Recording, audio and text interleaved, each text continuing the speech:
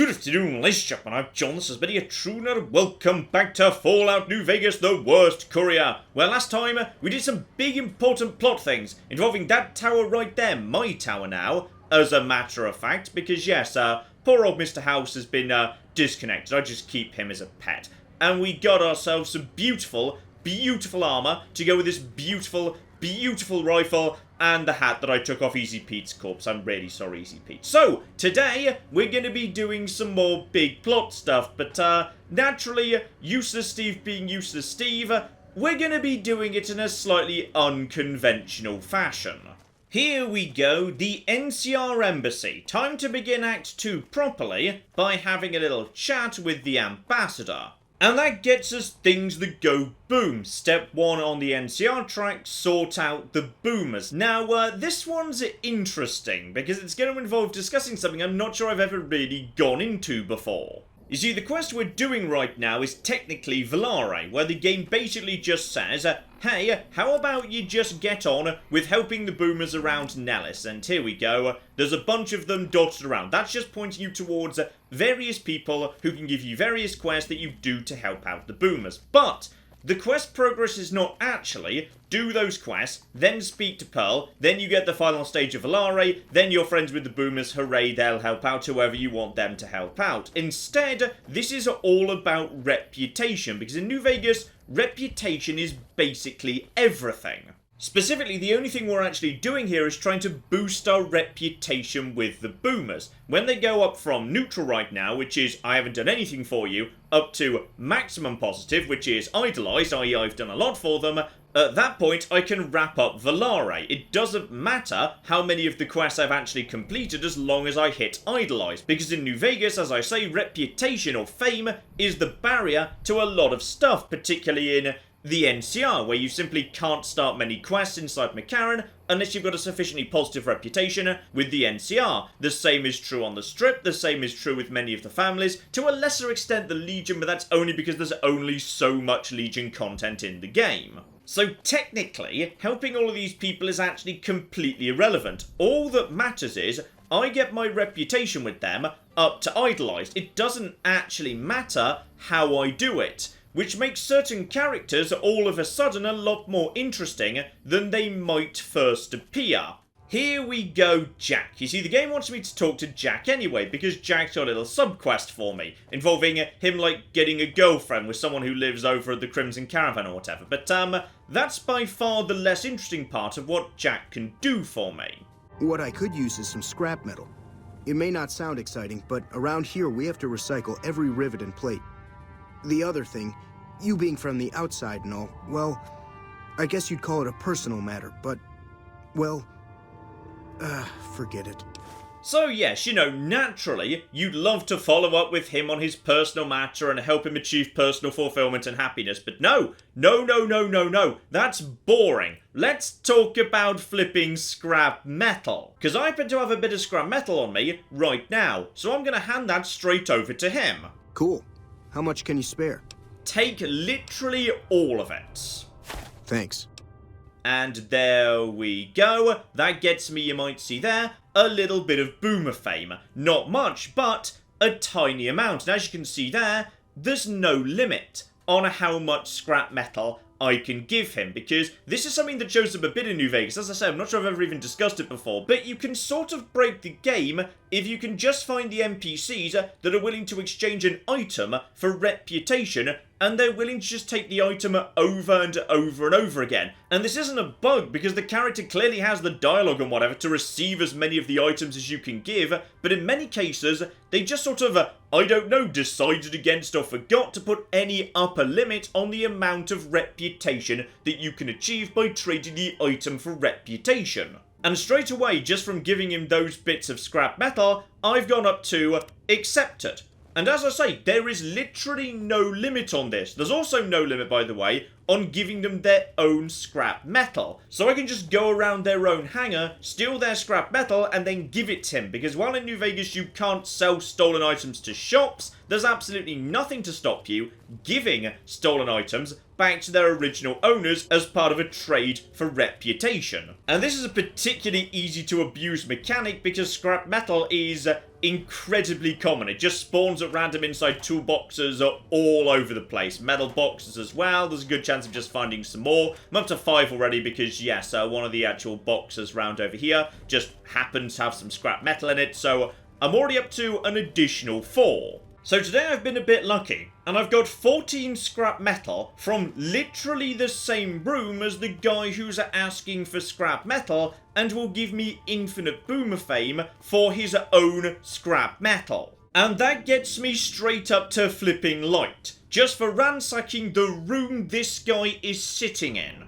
But obviously we can do better than that, because scrap metal is generally just left lying around as a completely worthless item in pretty much any area that's supposed to be, you know, an abandoned ruin. So just pick yourself an abandoned ruin and go nuts. So one really damn good option is, yes, the Repcon test site, because once you've done Come Fly With Me, the internal ghouls do not regenerate anymore. They're supposed to have, like, gone in the rockets with the Bride Brotherhood or whatever. So this building is just empty. And basically you want any form of, like, factory, industrial area where you've got yourselves loads of these here shelves. Because shelves are generally dressed with, there we go, scrap metal, 2 just to kick us off. Shelves are very often dressed with scrap metal. So as a result of that, we're going to have that just absolutely flipping everywhere. Plus, if I'm lucky, maybe, yep, handful of microfusion cells and whatnot that I didn't actually grab on my last time through. And that's before we even get into crafting, just in case you can't find any scrap metal, and it is pretty much bloody anywhere.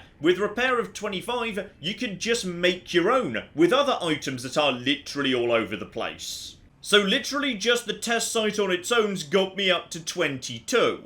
In fact, to be honest, this whole area is pretty much scrap central. Yep, Novak's just sort of swimming in scrap for whatever reason. And from there you've got Helios 1 up the road, so not just scrap metal everywhere, but dead robots, and dead robots generally drop scrap as well. And in case you need more, Repcon headquarters, New Vegas steel, H&H should have plenty of it sitting around, then any vault whatsoever, because they're all trashed in this game, there'd be loads of it there. But honestly, I've already got enough just from those couple of locations I've gone and visited. So how about you just take all 40 of this scrap metal I'm holding? Hey, thanks. You are very welcome indeed, because if I just get going right now, then we should go up to Idolized. So I have done literally no quests for the boomers whatsoever, but I am now Idolized, which means as far as the game's concerned, there we go, I have helped out the boomers by bringing them 50 scrap metal, meaning I can now go straight back to Pearl and finish up Valare, even though I haven't actually done anything aside from giving them material, about a third of which was stolen from them. If you're struggling with Valare or any of its subquests in any way, yeah, that's a really, really damn good way to basically cheese the quest. But John, I hear you cry, that's just the boomers. It's simplicity itself to get the boomers up to Idolized. And yes, it is, because, you know, the whole point is you have to be idolized to proceed, therefore the game provides ways to do it. So it sure would be nice if there was, say, I don't know, a way you could do precisely the same thing with the bigger factions in the game. Oh wait, yes there is. So, hello there Mr. NCR friend, I'm just going to snuggle right up to you at this point, get myself hidden, have a little look-see at your inventory, because pickpocketing in this game is...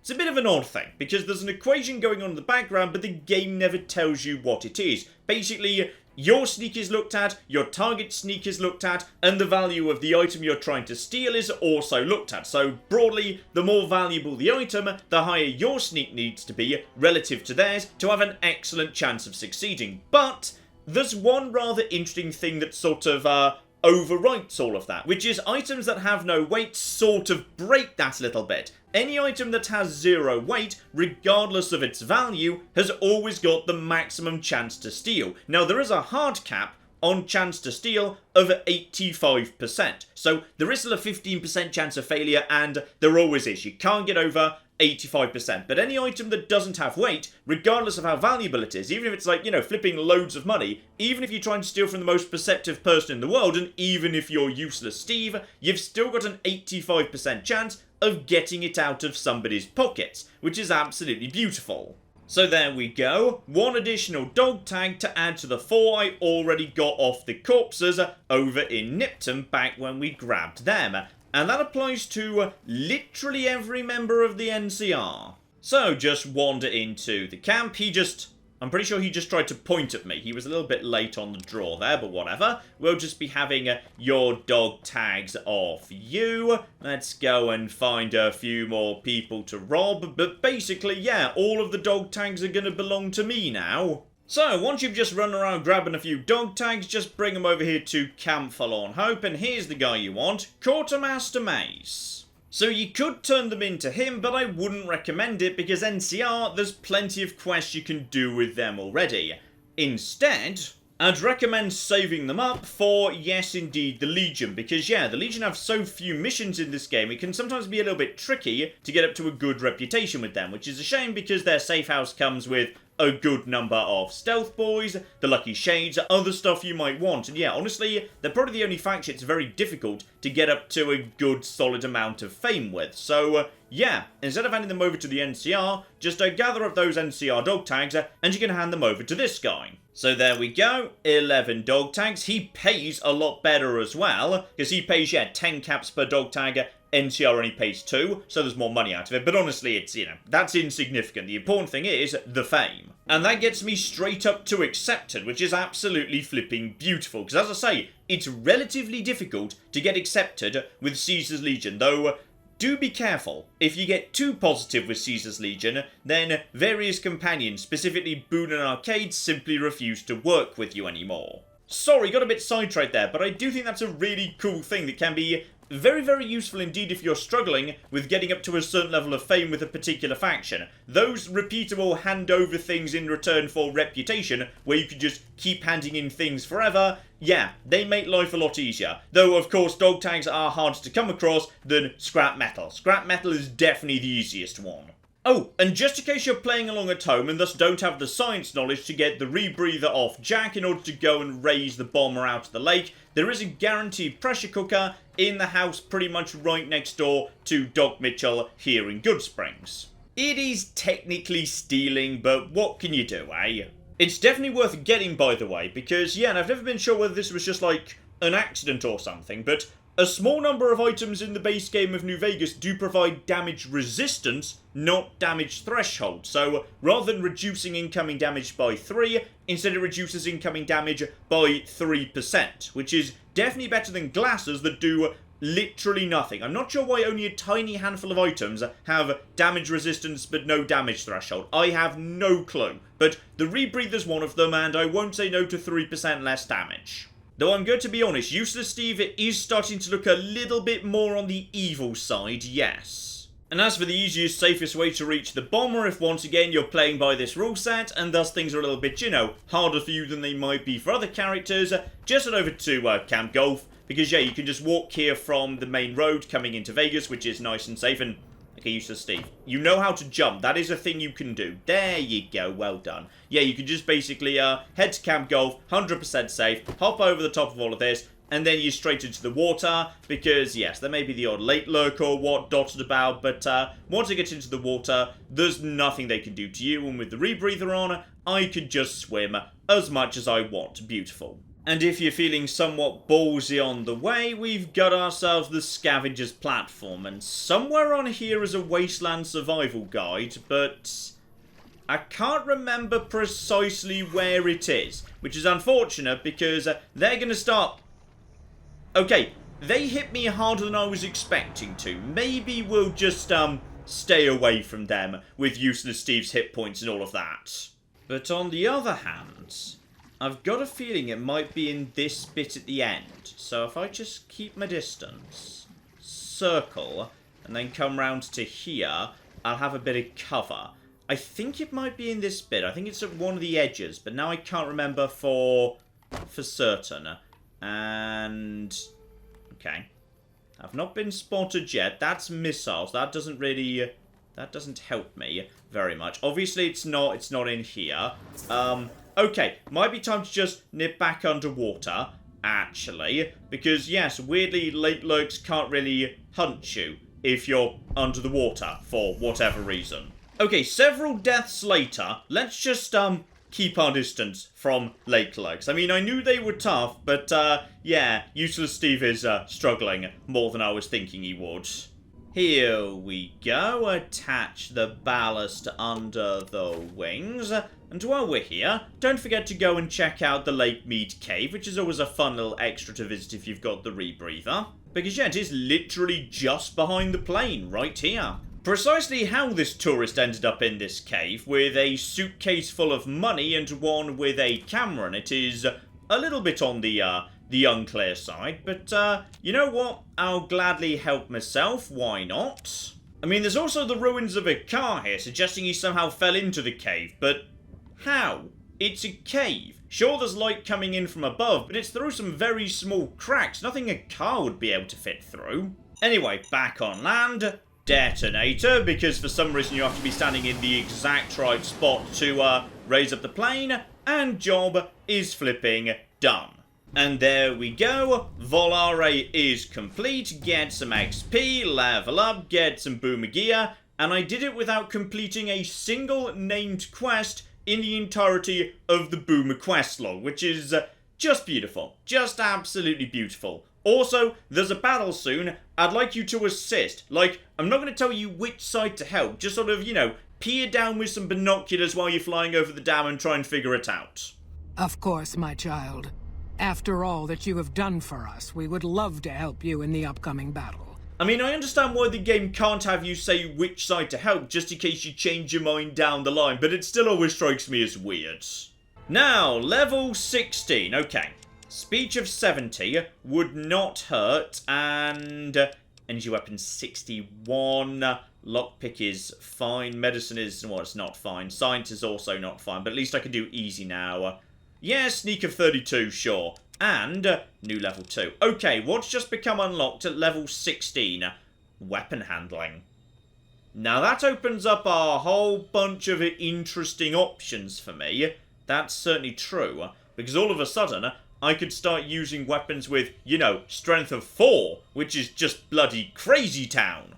Other than that, yeah, it's tag, which is fine if unspectacular, though I could use that on energy weapons. Wouldn't be the worst thing in the world. Or, of course, confirmed bachelor. Heading slowly towards the final battle, plus 10% damage versus all Legion fighters. That wouldn't be the worst thing in the world, you know.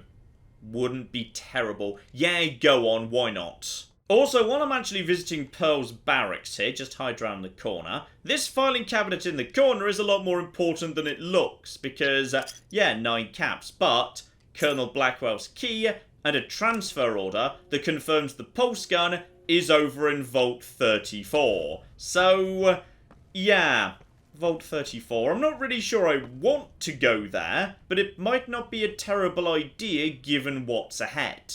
So, next up on Crocker's to-do list is going to be dealing with Freeside and the Kings. So, that means doing GI Blues. Okay, can we all just agree, GI Blues is not a desperately exciting quest. It involves a lot of running around and it's not particularly open either. Together with the fact, yeah, the School of Impression is weirdly and unnecessarily large, so constantly running from the door up to the 3rd floor to speak to the king, not fun. It's not a fun time particularly, but there are some good things I would like to show off.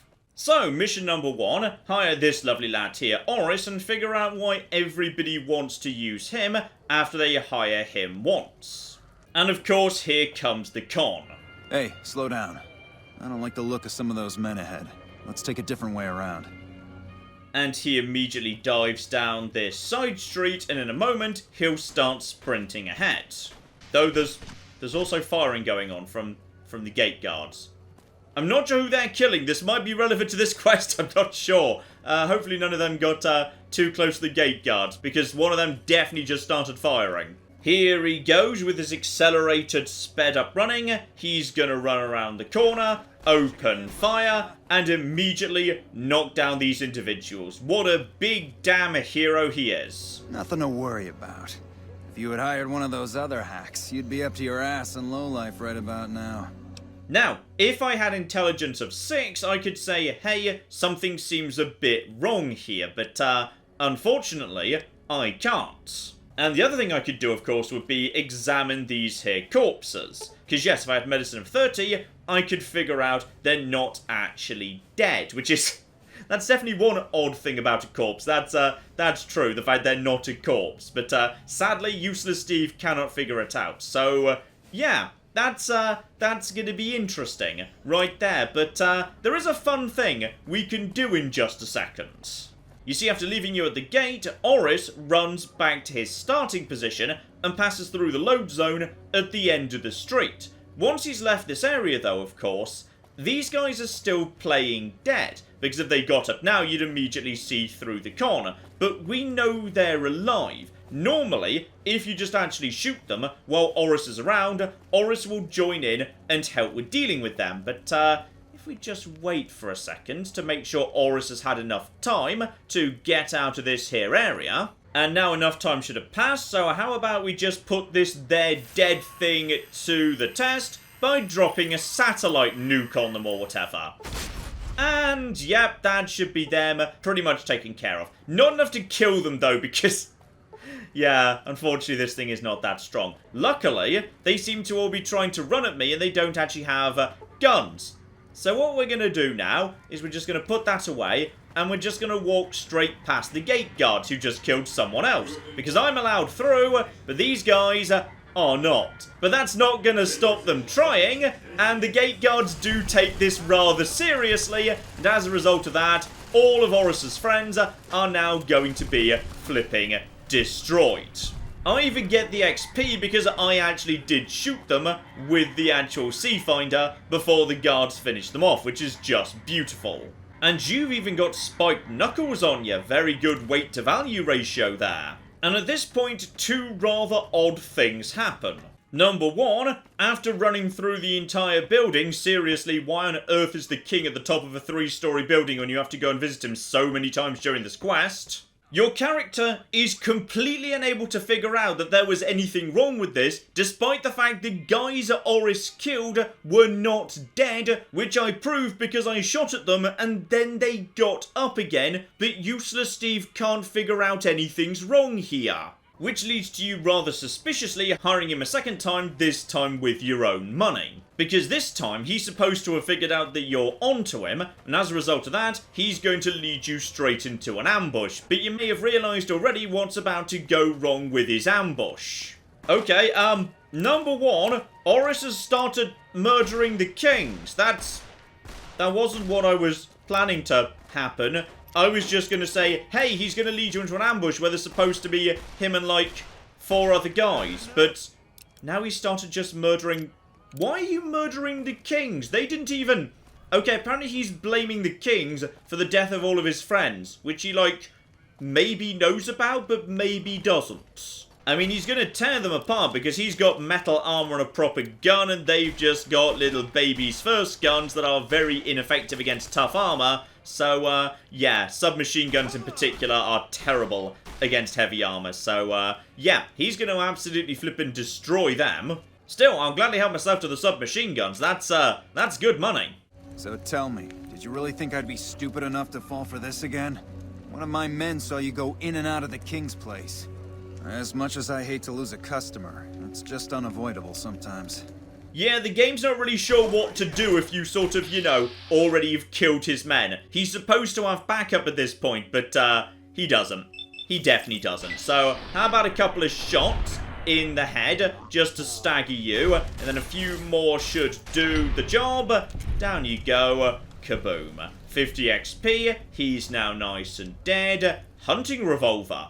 Very, very nice indeed. Again, good money to be had out of that. Also, you may hilariously note that the game actually teleports the corpses of his friends to behind you, because they're supposed to appear behind you in order to take part in the ambush. The fact they're dead, the game just doesn't care about. So as a result of that, yeah, the corpses were teleported from over there to over here, because despite being dead, they tried to ambush you anyway, which is just bloody wonderful. You know, I've no proof that this is one of the earlier quests that they actually produced while they were making the game, but it does feel like it, because yeah, it shares a couple of characteristics with Come Fly With Me, which we do know was created fairly early on in New Vegas' development, such as, yeah, a huge amount of running around. So, stage 2, go and investigate people being beaten up. So, start on the 3rd floor of this building and run all the way down. Then just run through Freeside. And then run through more of Freeside. So yeah, we've got ourselves, what's that? 3 different load zones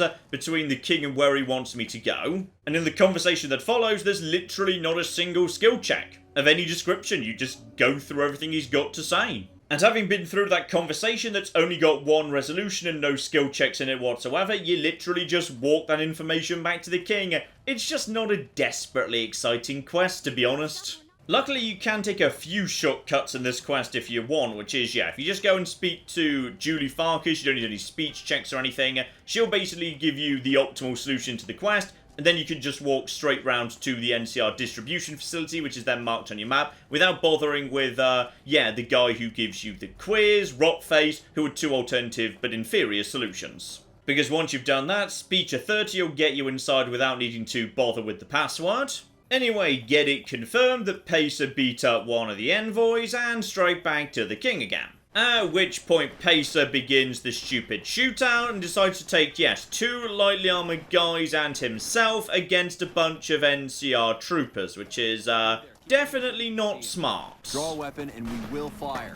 They're not kidding, by the way, do not draw a weapon right now. Speak to Elizabeth, everybody backs down again, no speech checks whatsoever, but you do have to have spoken to Julie and then Elizabeth to make sure the king actually knew about what Pacer was doing before it becomes a problem. You've helped us plenty, so I'll tell you what, just this once, aim whatever you want, and if I can make it happen, it's done. Don't rush it, though. Toss it around in your head a little. You only get 1 favor from the king.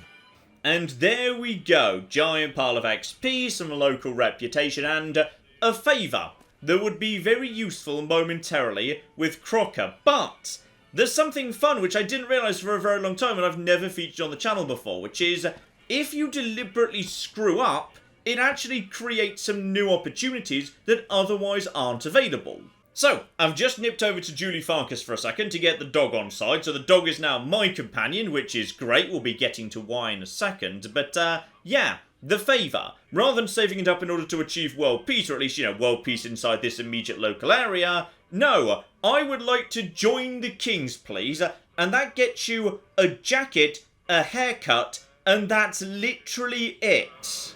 Normally, we don't let outsiders join, but I think I can make an exception in your case. I like one of the guys, spread the word. From this day forward, you're one of us, and no one in Freeside will mess with you if they know what's good for them.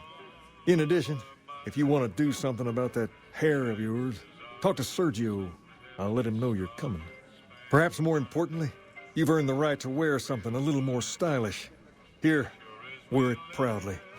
King's outfit and a haircut, that's literally it. Then again, Useless Steve really could do with a haircut. You know what? No, I can't do it. Useless Steve is perfect as he is. And just in case you're wondering, by the way, there is nothing special about the king's outfit he gives you. It is identical to the one I could have picked up outside. Its value on the open market is 6 caps. It's a wonderfully awful decision I've just made. So, back with Crocker, and now actually gives me the NCR mission to deal with the kings. 2 options, of course. Down at the bottom, we've got Assassination. Deal with Pacer, we do indeed know he's right, he's the source of the trouble. However, if you go for Diplomacy, talk with the king, then obviously you're supposed to be using the favour you get for completing GI Blues. I don't, but I'm gonna ask to do that one anyway. You see, now I don't have a favour, I need the king to back down. I'd like to help you out, especially considering all you've done. But that's a pretty big favor you're asking for, and you've already used yours. Was there anything else you wanted?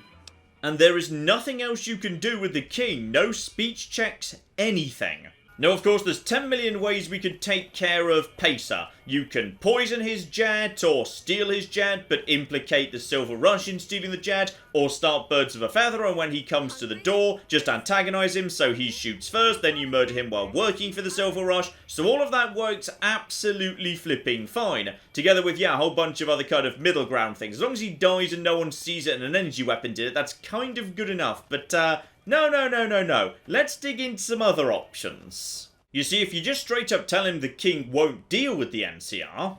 That's most unfortunate. In this circumstance, I've been instructed to send you along to Colonel Moore over at Hoover Dam for further orders. The colonel will likely send you back to Freeside with a squad of armed men, for all the good that will do. So yes, indeed, completely squander the favour, go back to Crocker, and don't change over to the assassination plan, and Crocker actually opens up some new options to escalate the conflict further by straight up suggesting that someone else wants to invade Freeside. I'd suggest you speak to Colonel Shu over at Camp McCarran. He's much more level-headed about this sort of thing. He's also in a better position to bargain with the people of Freeside, seeing as how he's in charge of water and power distribution in the area. Still, I'm only mentioning it as an option. My official orders are to direct you to Colonel Moore. Godspeed. So yes, good old Crocker is desperately trying to find a better solution. Shu is in a much better position to negotiate, so I can go to Shu, or I can go to Moore. If you go to Shu, there is a way to resolve this at least partially, peacefully, but that's not what my orders were. My orders were to go to Cassandra Moore, so that's what we're gonna flipping do.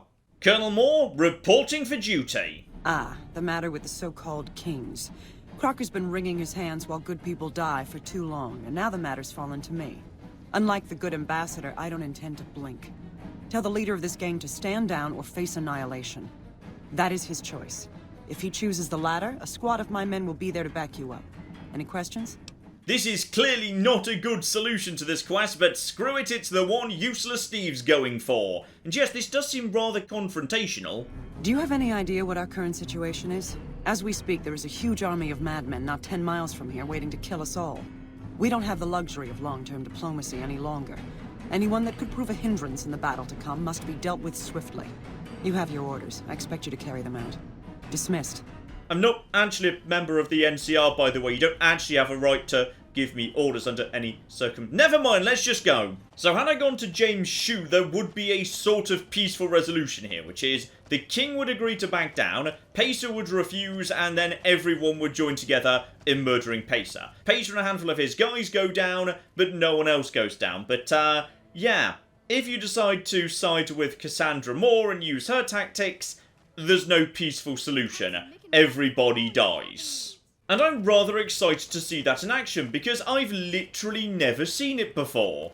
Here we go, inside, and there are troops present. Nobody's shooting yet, but oh yeah, this is ready to go wrong. Also, due credit to that guy up there, who's still working on his performance, even under the circumstances. That's damn impressive. And you just took a seat. That's nice and chill as well. Right, hello there, King. Maybe you can tell me what the hell is going on here? These stony-faced bastards haven't said a word, other than to say they're here under orders. Yeah, fun thing. You're going to be, standing down at this exact moment in time. So, cease hostilities or die. And, sure, this one seems a little bit more friendly, not much more friendly. They're all pretty threatening, but, unfortunately, there is no way to stop this at this point. This is now ending in bloodshed. An ultimatum? Do you even know who you're talking to? We're the kings, and no king will ever accept an ultimatum. Go back to your general or commodore or whatever the fuck and tell them to shove their ultimatum where the sun don't shine.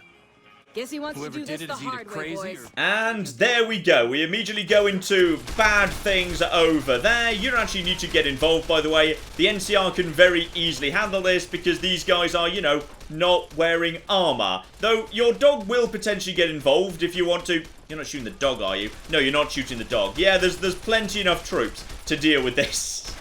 I mean, okay, if I declare war on the kings momentarily, and not you. Not you. Still not you. Yes, this guy. Marvellous. Just blast his head off. There we go. I'm helping. Do they actually care at this point. They don't seem to be particularly fussed. Also, now I'm curious. Do you kill... Yes, you actually do kill the civilians. He's just shooting the groupies. Also, Pacer doesn't seem to be particularly fussed by the fact I'm... Yes, this is interesting. Because I asked to join the Kings, they now don't care about the fact that I'm shooting them. They literally just don't really object. So that's good, I guess. Right, you didn't do me a good haircut earlier, so you can just die now. He drops the unique variant of the razor, by the way. The razor's useless and so's its unique variant, but you know, it's a thing that exists. You know, I was kind of hoping I could actually have the king killed by his own dog, but no, technically, I'm not hostile to the Kings, even though I've opened fire on them, just because they refuse to acknowledge my hostility and go hostile back. So, the dog is just sitting back and watching all of his old friends being murdered, which is kind of sad. And there we go, job done, and by job I mean genocide, because they did murder everyone, including the hairdressers, the groupies, the civilians, any shops. They just basically murdered everybody. The Kings have been eliminated to the last man. I feel bad about this. Oh, and hilariously, I get to go and actually speak to Crocker about this, not more. So he desperately wants to resolve things peacefully. Yeah, turns out no. So, funny story, the King's dead, as is basically every king. Oh, I've already heard. The Kings are up in arms. The entire area is gripped by chaos and the violence has only increased. In fact, I've heard that many are assuming the NCR did it without even looking into the matter. This is the worst thing that could possibly happen. What do you have to say for yourself? Okay, so, funny thing, the NCR did do it. Clearly you've been slightly misinformed, but the NCR most certainly did it. So, yeah, let's just start with my reward. Reward? You want a reward for setting our diplomatic efforts back a year? Why, yes. Yes, I do. Oh, I see. You're proud of your efforts, huh? Thankfully, it looks like we won't be working together any longer. I've received a message from Colonel Moore up at Hooverdale.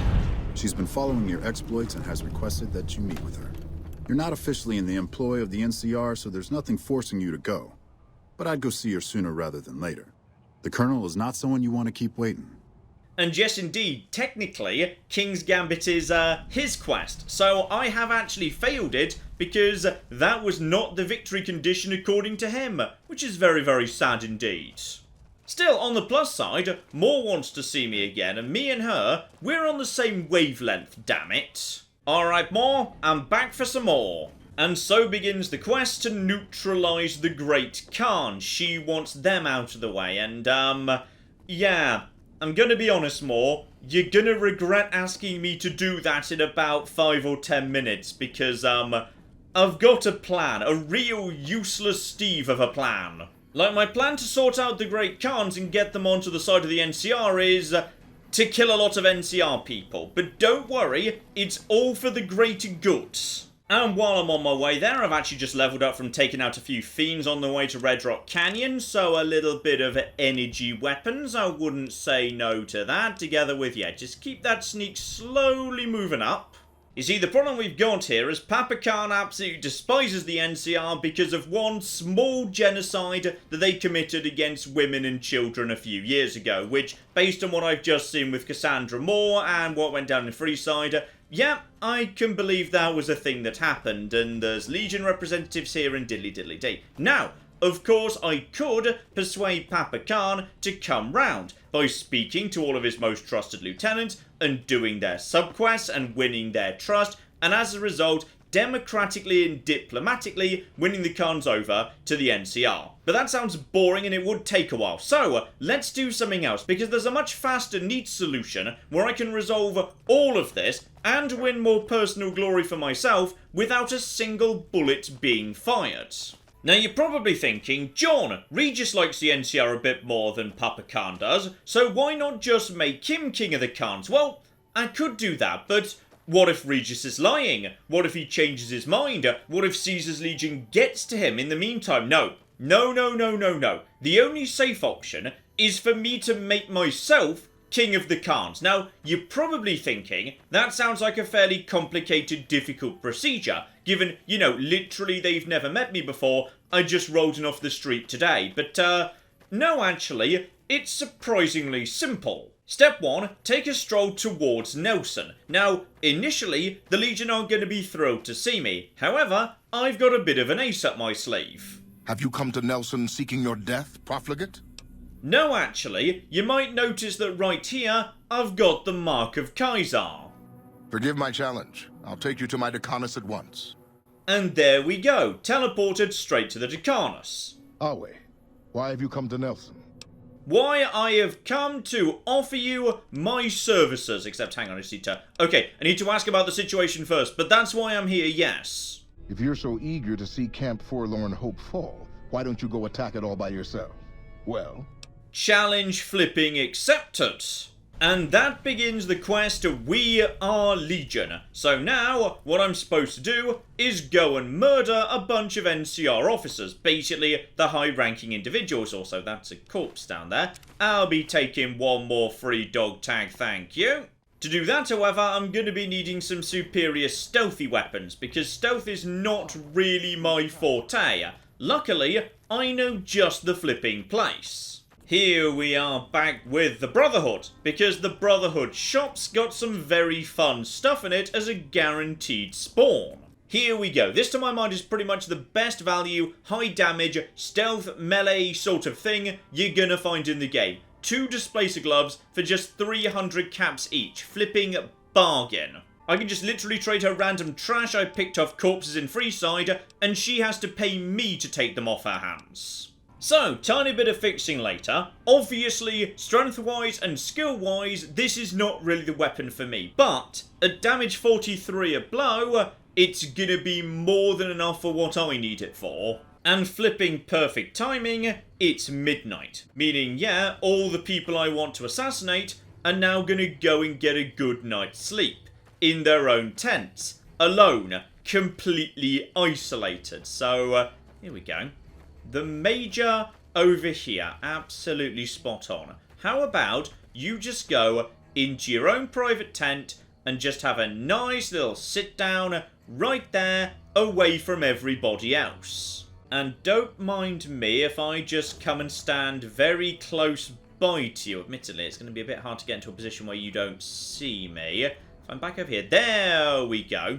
So, fun thing of course. If I'm hidden and I hit him, the damage is immediately doubled. If, however, I hit him in VATS, then it gets doubled again, because all hits in VATS that are melee just get doubled to offset the fact that, you know, you've got to close range against enemies with a gun. Meaning, if I've got this about right, and maybe just for safety, just for a little bit of safety, I'm just going to inject myself with some drugs first, just to make sure we're, you know, as we should be here. There we go. Bit of extra bonus damage. No, don't you move. This should now be plenty of damage to assassinate this guy without anybody knowing what's going on.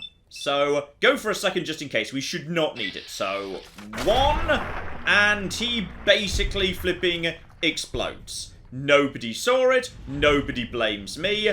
I have failed restoring hope. That's probably true. Yes, I'll also be having his dog tag, thank you. And straight on to the next.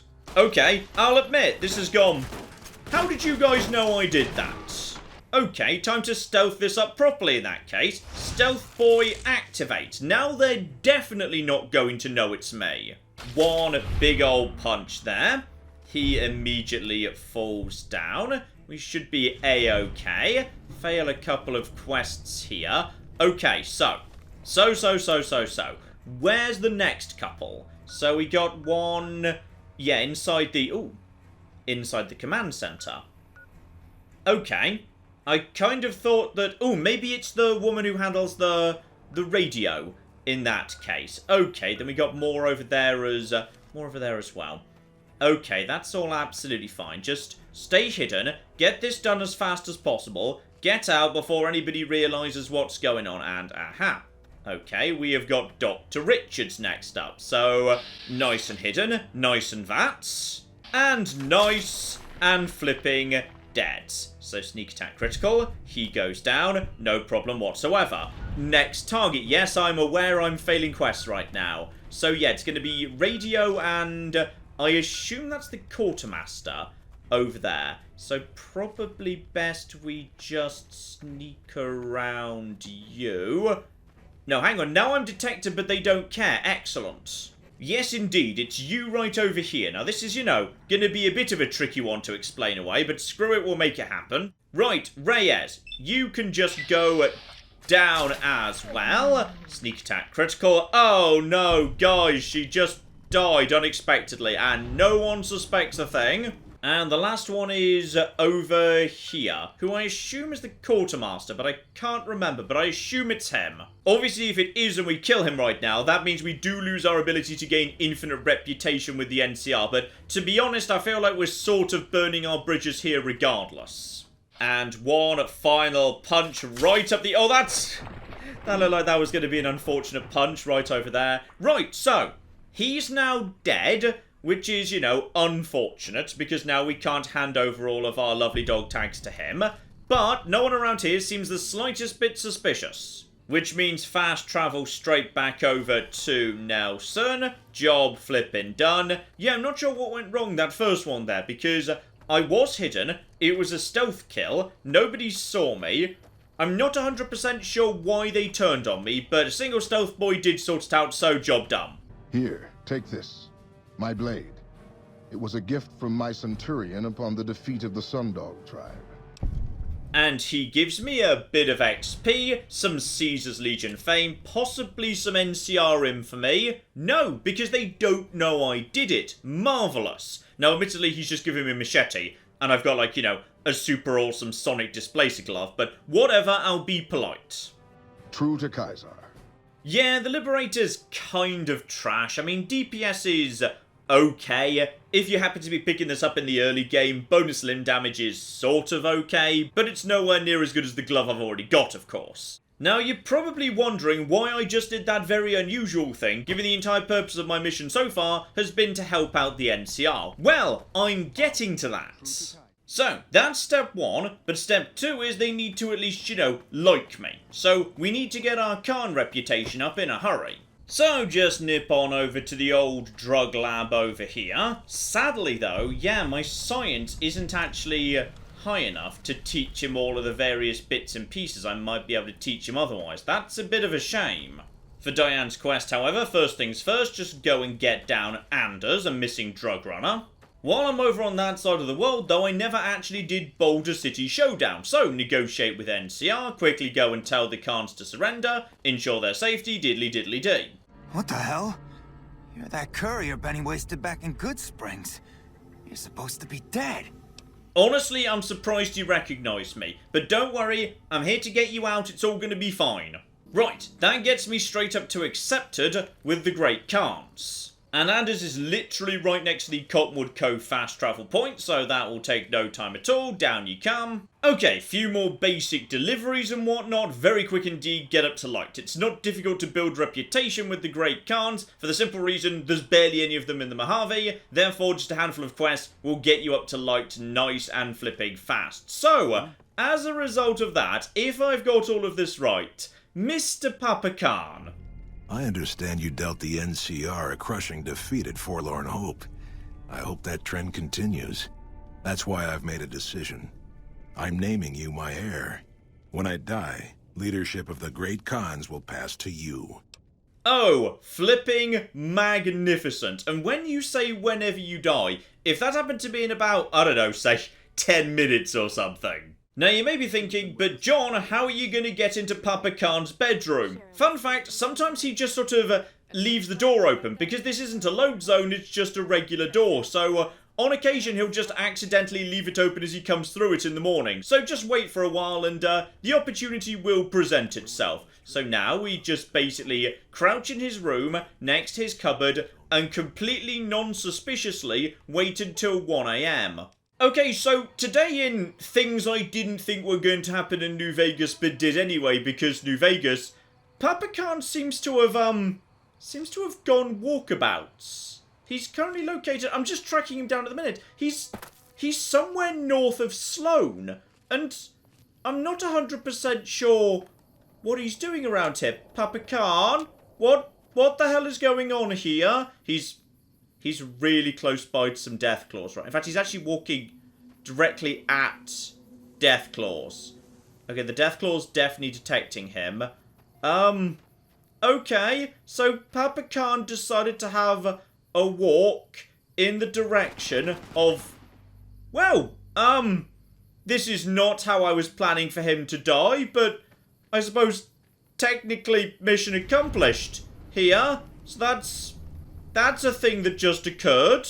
I have literally never seen Papa Khan just teleport over to Black Mountain and then go for a stroll before, but today he just decided to do that because New Vegas will wonders never cease. Okay, I know you're not going to believe this, that Papa Khan died in a freak Deathclaw accident several hours after declaring me the new heir, but that did genuinely just happen and it actually was an accident. Right, so, fun fact, I'm king now, and despite the fact I became king by being extremely anti-NCR, and thus winning the favour of the anti-NCR previous king, we're now allied with the NCR. Have fun with that.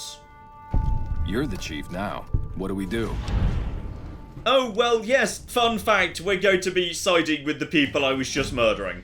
As you wish. When the Republic goes to war, we go with it. Flipping boom. And that's even enough to get me up to level 18 as well. Absolutely flipping marvellous. Now, speech... Actually, 70's probably enough for now. I'd rather get a little bit of energy weapon going on. Let's get that towards maxed out, darn it. Together with, yes, that poor extra 1 skill point. That always goes to sneak. And now we're getting into the good stuff. Energy weapon specialization, 20% AP reduction in all plasma weaponry. Love it. Okay, so, Cassandra, I know you sent me to destroy the Great Khans, but what happened was, I ended up doing a lot of drug dealing on their behalf, and then there was a Deathclaw-related accident, and now I'm their king, and they work for you. Excellent. You've done very well indeed. These tribals will make useful machete fodder. And if it should turn out we need their land later, well, it's not like we don't have the force to drive them out again. In the meantime, however, I have something else I want you to look into. We've had some disturbing reports recently concerning the Omertas, one of the 3 families that run the Strip. Our intelligence has discovered that high-ranking members of the Omertas have been having clandestine meetings for the past several months. We haven't been able to determine whom they've been meeting with, but if it's Caesar's men, we'll need to act. I need you to uncover what they're up to and stop it if it threatens the NCR. Any questions? Alright, so that's my next mission for the NCR, dealing with the Omerta business. So, that there is 3 main quests for the NCR, probably all completed in 3 very obscure ways you may well not have seen before. All of which actually do suit low skills characters, so while some of that was just for fun, might actually be a bit useful as well. So if you're playing along at home and want to actually, you know, do some fairly advanced quests very early on in the game, can be a useful little way of doing that. But I would say that is more than enough for now, ladies and gentlemen. Let's call it a part there. We have some more to do next week. And as I was hinting at last week, yes indeed, I would like to add a bit of a curveball into this run, which is I would like Useless Steve to go and visit some of the New Vegas DLC, because the New Vegas DLC is amazing. But as some people have noted, obviously my stats are starting to slowly improve. They're hardly spectacular, but it must be said at this point, even though I'm level 18 at the moment, I've probably got the stats of like a level 10 character normally, but a normal level 10 character is strong enough to go into the DLC without it being a massive issue. So, we're going to be changing up the rules a little bit when I do get round to the DLC. That'll be, yeah, to make things a bit more challenging, a bit more interesting. So, don't you worry, Useless Steve has not had his full set of setbacks just yet. There are more to come. And maybe I'll go into a bit more detail next time, ladies and gentlemen. But in the meantime, I've been John, this has been Many a True Nerd, and this has been Fallout New Vegas, the Worst Courier. Thank you very much, and goodbye. We have got a gate key here, and then we have got... I've made a mistake, I've made a mistake, I've made a mistake, I've made a mistake! This is going to take all of my skill and cunning as a hunter to sort out... Die, you mooing bastards! Die! Die! Go away. Go away, nobody likes you. That was a good idea till it wasn't.